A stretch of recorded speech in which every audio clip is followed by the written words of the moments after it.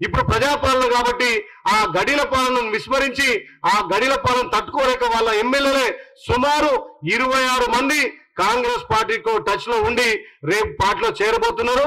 రేపు MP election తర్వాత BJP నుంచి టీఆర్ఎస్ నుంచి ఎమ్మెల్యేలు అంటూ కూడా ఈ ప్రజాపాలన గౌరవ ముఖ్యమంత్రి రేవంత్ రెడ్డి గారు ఇలా ప్రజలకు అందుబాటులో ఉండడంతో పాటు ఎమ్మెల్యే తోటి ఎప్పటికప్పుడు కూడా వాళ్ళ అసెంబ్లీలో ఉన్నటువంటి సమస్యల మీద పరిష్కరించుకుంటూ ఇప్పటికే ప్రతి నియోజకవర్గానికి ఈ 90 రోజుల్లో ప్రతి నియోజకవర్గానికి 10 కోట్లు స్పెషల్ డెవలప్మెంట్ కింద ఇచ్చారు. కాబట్టి గౌరవ ముఖ్యమంత్రి ఒక సాదా సీదా మంత్రిగా ఒక ప్రజల వ్యక్తిగా ఇలా ఎమ్మెల్యేలకు కానీ మంత్రులకు కానీ ప్రజలకు అందుబాటులో ఉంది కాబట్టి ఈ ప్రజాపాలన చూసి మిగతా పార్టీల వాళ్ళు ఇలా కాంగ్రెస్ పార్టీలో చేరుతున్నారు.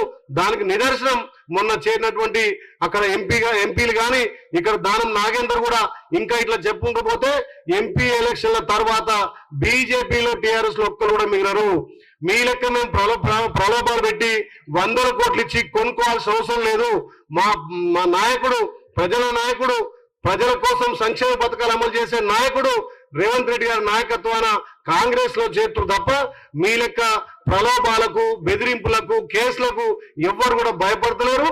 అది స్వచ్ఛందంగా వాళ్ళే ఈ ప్రజాపాలన మెచ్చి పాటలో చేరుతున్నారు.